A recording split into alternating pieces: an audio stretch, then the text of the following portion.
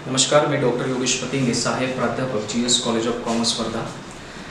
BCom third year 5th सेमिस्टरच्या या चौथ्या युनिटमध्ये आपल्याला आज प्रॉब्लेम पाहायची आहे डेटर्स मॅनेजमेंटची. या पूर्ण युनिटमध्ये जो 5th युनिट आहे सिलेबस माझ्या हाती आहेच. त्यामध्ये डेटर्स मॅनेजमेंट हा पार्ट आहे, त्यानंतर क्रेडिटर्स मॅनेजमेंट आहे आणि व्हेंचर कॅपिटल फायनान्सिंग आहे. डेटर मॅनेजमेंटची प्रॉब्लेम्स आपण पाहतो आहे, पण क्रेडिटर मॅनेजमेंटची प्रॉब्लेम पाहू आणि मग आपल्याला हा युनिट आपला इथे समजेल. डेटर्स मॅनेजमेंट म्हणजे काय की एक जो आपण व्यवसायामध्ये डेटर्स हा जो एक ट्रान्झॅक्शन राहते डेटरच्या संबंधित, एक डिस्काउंट आपण दिला जातो, कॅश डिस्काउंट आपण देतो किंवा एखादी वस्तू विकल्या जाते, ती वस्तू विकताना त्या समोरच्या पार्टीला आपण डिस्काउंट देतो, कॅश डिस्काउंट पॉलिसी त्याला म्हटलं जातं. किंवा जे डेटर्स मंडळी असतात त्यांना काही कालावधीसाठी कर्जाचं वाटप केलं जातं आणि एक ठराविक व्याजाच्या रूपाने त्यांना दिलेल्या अमाऊंटवर आपण व्याजाची आकारणी करतो. मग ह्या ज्या सर्व घडामोडी घडतात ह्या डेटर्स मॅनेजमेंटमध्ये होतात. मग या डेटर्स मॅनेजमेंटमध्ये कॅश डिस्काउंट पॉलिसी जी आहे ती कॅश डिस्काउंट पॉलिसीचाच एक प्रॉब्लेम आपण इथे पाहतो आहे. आणि ज्यामध्ये एक सर्वात शेवटी आपल्याला एक लिहायचं असं आहे की त्या व्यवसायामध्ये आपण कॅश डिस्काउंट पॉलिसी घ्यायला पाहिजे की नाही घ्यायला पाहिजे. म्हणजे लॉस जर येत असेल तर कॅश डिस्काउंट पॉलिसी घेण्यात काही अर्थ नाही, पण जर प्रॉफिट असेल तर मग कॅश डिस्काउंट पॉलिसी आपल्याला घ्यावी लागेल. कॅश डिस्काउंट पॉलिसी जनरली हे डेटर्स मॅनेजमेंटशी संबंधित आहे, कारण जेव्हा कस्टमर्सला जर आपल्या व्यवसायाकडे आपल्याला आकर्षित करायचं असेल, नक्कीच आपल्याला त्यांना काहीतरी डिस्काउंट द्यावं लागेल, काहीतरी सूट द्यावी लागेल, काहीतरी ऑफर्स त्यांना द्यावे लागेल आणि त्याचं एक जे प्रेशर पडेल हे आपल्या व्यवसायाच्या ट्रान्झॅक्शन्सवर पडेल. कारण शेवटी जे सूट आपण देतो आहे, जे डिस्काउंट आपण त्यांना देतो आहे, त्याचं कुठतरी आपल्या मार्जिनवर, आपल्या नफ्यावर त्याचा परिणाम होतो आहे. कारण एक 10 रुपये नफा जर आपण कमावत असो डिस्काउंट द्यायच्या अगोदर, पण जर मग तुम्ही त्याला डिस्काउंट देत असाल आणि नफा जर तुमचा हा 8 रुपयावर आला तर नक्कीच ते 2 रुपये जे झाले हे तुम्हाला एक लॉसच आहे. की एक 10 रुपये प्रॉफिट होणार होता, तो जर आता 8 रुपये झाला म्हणजे 2 रुपये हा तुमचा एक प्रकारचा लॉस झाला. त्याला एकदम सहजासहजी आपण पूर्ण स्वरूपातला लॉस असं म्हणू शकणार नाही, पण एक जो तुमचा प्रोजेक्टेड प्रॉफिट होता त्या प्रोजेक्टेड प्रॉफिट पेक्षा तुमचा प्रॉफिट कमी झाला, कारण तुम्ही कॅश डिस्काउंट पॉलिसी तिथे अडॉप्ट केली. आणि या सर्वांचं एक समीकरण, या सर्वांचा एक सार, या सर्वांचा एक अभ्यास आपल्याला डेटर्स मॅनेजमेंट यामध्ये आपल्याला करावा लागतो. मग यामध्ये जे प्रॉब्लेम आहे ते प्रॉब्लेम इथे लिहिलेला आहे, त्या प्रॉब्लेमचं एक सोल्युशन आहे ते इथे आपण पाहणार आहोत. Hitech limited has current sales of ₹20 lakhs. या कंपनी हायटेक कंपनी, या कंपनीचं नाव हायटेक लिमिटेड आहे, नावाशी तसं काही आपल्याला देणं घेणं नाही. आणि त्या कंपनीचा जो सेल्स आहे तो आहे 20 लाख रुपये. The company is planning to introduce cash discount policy. कंपनीला कॅश डिस्काउंट पॉलिसी इम्प्लिमेंट करायची आहे की ज्यामध्ये 2/10 net 30 आहे. आता 2/10 net 30 याचं एक्सप्लेनेशन आपण प्रॉब्लेमच्याच मदतीने इथे पाहूया की त्यामध्ये त्यांचं काय म्हणणं असते. 2/10 net 30 means if customer pay is due within 10 days. म्हणजे हे जे आपण इथे म्हटलेलं आहे 2/10 net 30 याचा अर्थ असा आहे की कस्टमरने जर त्याचा ड्यू, कारण त्याला आपण डिस्काउंट दिलेला आहे, त्याला एक आपण विंडो दिलेली आहे, त्याला एक आपण वेळ दिलेला आहे की त्या वेळेच्या आतमध्ये त्याला जो आपण पतपुरवठा केलेला आहे, त्याला पैसे दिलेले आहेत, त्याला उधारीवर दिलेला आहे, त्याने ते परत करावे.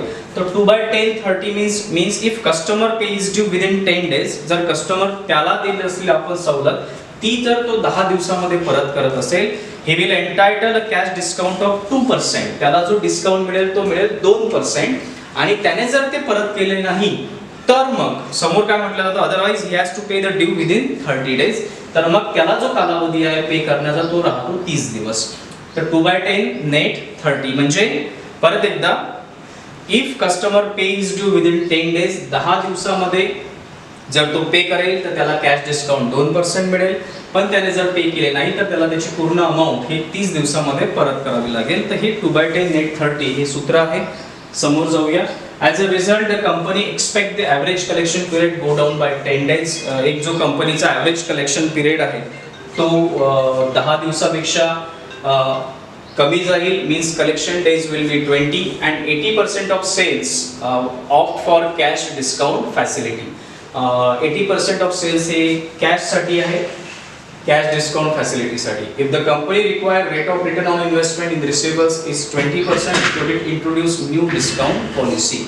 जर कंपनीला rate of return on investment हा रिसिव्हेबल्सचा जो हा 20% जर हवा असेल किंवा पाहिजे असेल तर मग त्या कंपनीने या न्यू डिस्काउंट पॉलिसीमध्ये यूज करायला पाहिजे किंवा नाही याचं उत्तर आपल्याला इथे शोधायचं आहे.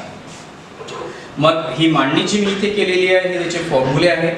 या संबंधित जे काही फॉर्म्युले आहेत ते नक्कीच तुम्हाला तुमच्या रेफरन्स बुकमध्ये पाहायला मिळतील. तिथे हे फॉर्म्युले तुम्ही पहा, हे प्रॉब्लेम पण तुम्हाला तिथे पाहायला मिळेल आणि फॉर्म्युल्याच्या मदतीने तुमचे काही कन्सेप्ट्स ते नक्कीच क्लिअर होतील. अडचणी आल्या तर आपल्या व्हॉट्सअप ग्रुपच्या मदतीने आपल्या डाऊट क्लिअरिंग सेशनच्या माध्यमातून आपण ह्या गोष्टी नक्कीच क्लिअर करीत असतो. पण यामध्ये व्यवस्थितपणे ते रेफरन्स मटेरियल जे तुम्हाला ऑलरेडी प्रोव्हाइड केलेलं आहे, पुस्तकांची नावं जी तुम्हाला ऑलरेडी प्रोव्हाइड केलेली आहे त्यांचं योग्य पद्धतीने तो चॅप्टरची सुरुवातीपासून एक त्याचं बॅकग्राऊंड काय आहे, का आपण या सर्व याचा अभ्यास करतो, डेटर्स मॅनेजमेंट म्हणजे काय तुर्तास या विषयाला जर आपण इथे पाहत असू तर हे पूर्ण अगोदर बाबी क्लिअर करून मग तुम्ही हे फॉर्म्युले त्या पद्धतीने आत्मसात करून घ्या आणि त्यानंतर फॉर्म्युले आत्मसात केल्यानंतर बऱ्याचशा गोष्टी तुमच्या क्लिअर होतील. तर सुरुवातीला मग आपल्याला काय करावं लागेल, आपल्याला काय ठरवायचं आहे, should it introduce new discount policy. आपल्याला प्रॉब्लेम मध्ये असं म्हटलं गेलं आहे की या दिलेल्या माहितीच्या आधारे मग त्या हायटेक लिमिटेडने नवीन डिस्काउंट पॉलिसी अडॉप्ट करायची का नाही करायची. कारण होऊ शकतो की ती पॉलिसी अडॉप्ट केल्यानंतर जर त्या कंपनीला जर लॉस झाला तर मग ती अडॉप्ट करण्याची गरज नाही. एवढं लक्षात घ्या, कारण इथे पहा इथे आपण लॉस शब्द वापरलेला आहे. याचा अर्थ की जर ही पॉलिसी अडॉप्ट केली तर कंपनीला 20,889 रुपयाचा लॉस होईल. मग आपल्याला तेच जाणून घ्यायचं आहे अंतिम प्रॉफिट होतोय की लॉस होतोय. लॉस जर झाला तर पॉलिसी अडॉप्ट करण्याची गरज नाही.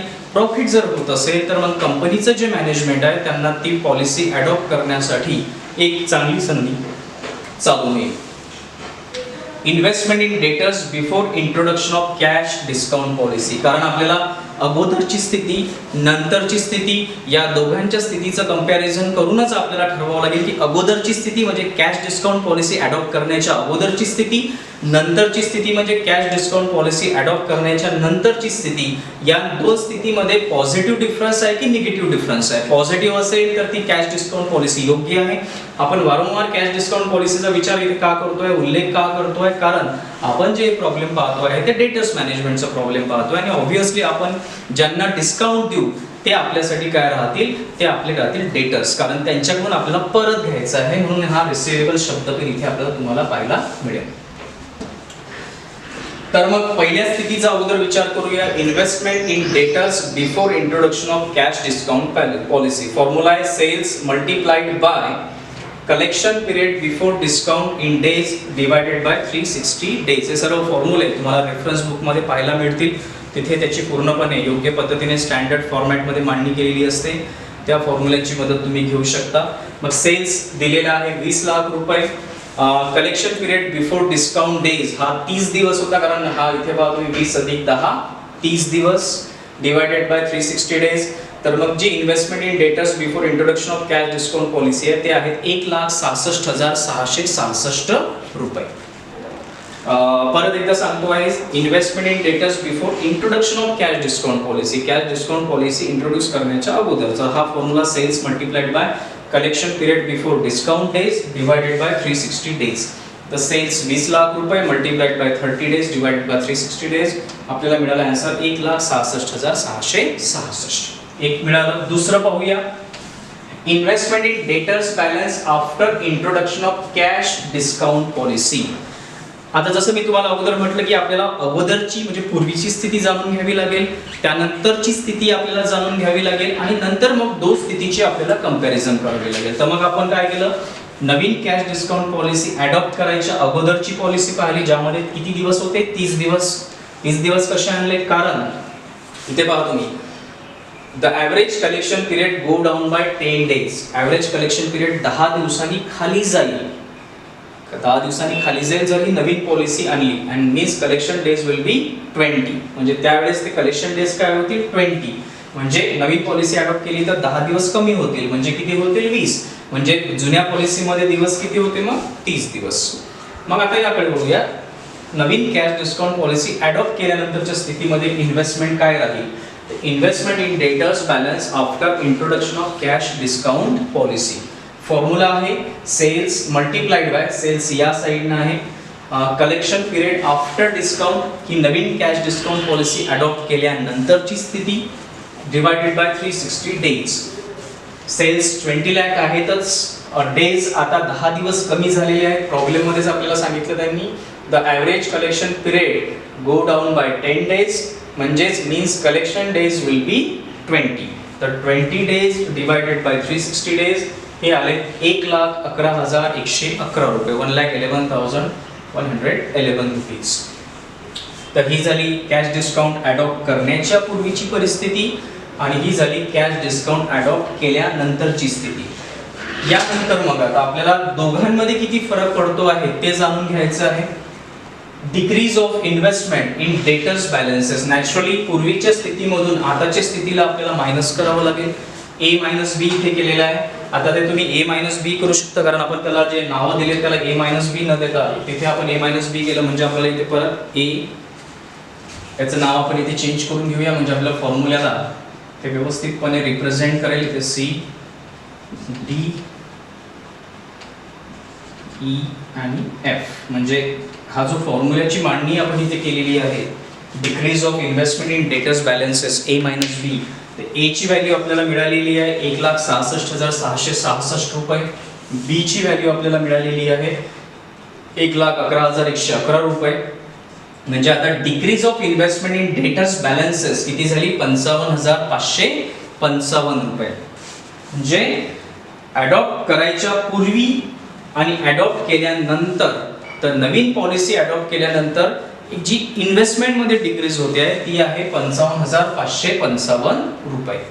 त्यानंतर मग saving in cost of fund by reducing debtors balances.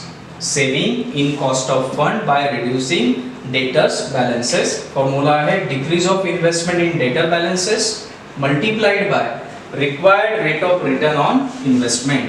हे कशासाठी काढतोय, कारण आपल्याला नेट लॉस किंवा प्रॉफिट काढायचा आहे आणि मग या व्हॅल्यूजचा रेफरन्स घेऊन आपल्याला समोरच्या फॉर्म्युल्यांचा यूज करून आपल्याला एक फायनल आन्सर शोधायचा आहे. तर इथपर्यंत तुमचं क्लिअर झालं. ए कॅल्क्युलेट केलं आपण, बी कॅल्क्युलेट केलं आणि त्यामध्ये डिक्रीज असल्यामुळे ए मायनस बी या फॉर्म्युल्याच्या मदतीने आपण डिक्रीज कॅल्क्युलेट केला. डी मध्ये saving in cost of fund by reducing debtors balances. Decrease of investment in debtors balances त्याचा जो फॉर्म्युला आहे, जसं मी अगोदर सांगितलं परत एकदा सांगतो, हे सर्व फॉर्म्युले तुम्हाला तुमच्या रेफरन्स बुक्समध्ये पाहायला मिळतील. तिथे या सर्व फॉर्म्युल्यांची मदत घेऊन तुम्ही फॉर्म्युले आपल्या प्रॉब्लेम सॉल्व्ह करू शकता.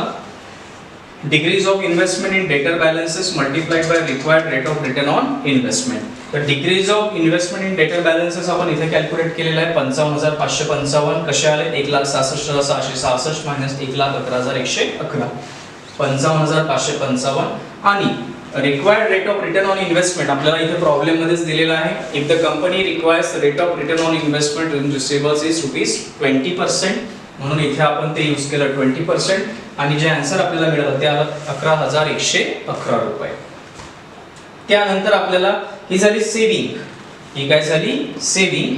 आणि आता आपल्याला काय करायची आहे कॉस्ट. ऑब्विसली सेव्हिंग आणि कॉस्ट मध्येच आपल्याला माहिती पडेल की आपण लॉस मध्ये आहे की प्रॉफिट आहे, कारण सेव्हिंग जर कॉस्ट पेक्षा जास्त असेल तर तो प्रॉफिट होईल, जर कॉस्ट ही सेव्हिंग पेक्षा जास्त असेल तर आपल्याला लॉस होईल. म्हणून आपण आता काय काढली की सेव्हिंग काढली. किती पैसे वाचतात आपले 11,111. नॅचरली आता सेव्हिंग पेक्षा कॉस्ट जर जास्त जाईल तर तो लॉस होईल, तर आता आपल्याला काय काढावे लागेल कॉस्ट काढावी लागेल. तर हा सेव्हिंग इथे काढला आपण या फॉर्म्युल्याच्या मदतीने. आता काढूया cost. Cost of extending discount formula is equal to sales multiplied by percentage of sales of for discount policy. म्हणजे किती सेल आपण डिस्काउंट पॉलिसीसाठी अडॉप्ट करतोय 80% आहे. आणि पर्सेंटेज ऑफ कॅश डिस्काउंट किती % डिस्काउंट आपण त्यांना देतो आहे. तर मग सेल्स तो आहे 20 लाख रुपये. Percentage of sales of for discount policy इथे दिलेला आहे 80% of sales of for cash discount facility. 80% sale हा कॅश डिस्काउंटवर होतो आहे, म्हणून इथे काय लिहिलं आपण 80% आणि डिस्काउंट किती पर्सेंट आहे 2% हे इथे आपण बघा तुम्हाला मी समजावून सांगितलं 2/10 नेट 30 2% डिस्काउंट म्हणून इथे लिहिलं आपण 2%. या सगळ्यांचं मल्टिप्लिकेशन केल्यानंतर जे आन्सर आपल्याला मिळेल ते मिळेल 32,000. मग आता काय माहिती पडलं आपल्याला माहिती पडलं कॉस्ट ऑफ एक्सटेंडिंग डिस्काउंट आणि तो किती झाला 32,000. म्हणजे आपल्याला सेव्हिंग मिळाली आणि कॉस्ट मिळाली आणि हे पाहत असतानाच आपल्या लक्षात येत आहे की सेव्हिंग ही कॉस्ट पेक्षा जास्त असल्यामुळे नॅचरली ही पॉलिसी जर आपण अडॉप्ट केली तर यामध्ये त्या व्यवसायाला काय होईल लॉस होईल.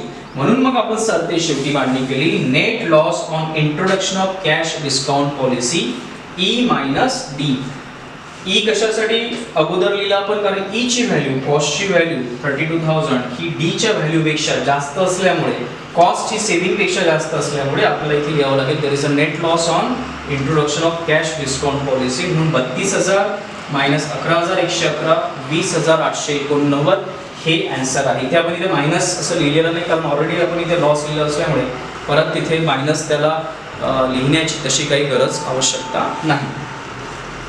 मग याचा अर्थ काय होतोय याचा अर्थ असा होतोय की जेव्हा आपण या कंपनीचा विचार करू हायटेक लिमिटेडचा आणि हायटेक लिमिटेड कंपनीला जर मग ही कॅश डिस्काउंट पॉलिसी अडॉप्ट करायची असेल आणि कॅश डिस्काउंट पॉलिसी जर या कंडिशन्सवर अडॉप्ट करायची असेल तर त्या कंपनीला ते परवडणार नाही कारण ही कॅश डिस्काउंट पॉलिसी अडॉप्ट केल्यानंतर त्या कंपनीला 20,889 रुपयाचा लॉस होतो आहे.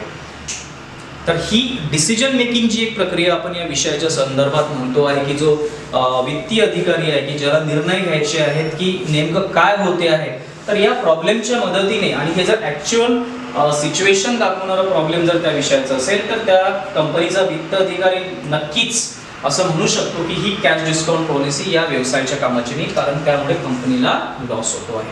तर हे प्रॉब्लेम झालं आपलं डेटर्स मॅनेजमेंटचं. नेक्स्ट लेक्चरमध्ये आपण क्रेडिटर मॅनेजमेंटचा प्रॉब्लेम पाहूया आणि ते आपलं या विषयाचं शेवटचं लेक्चर राहील. तर पुढच्या लेक्चरला भेटूया. धन्यवाद.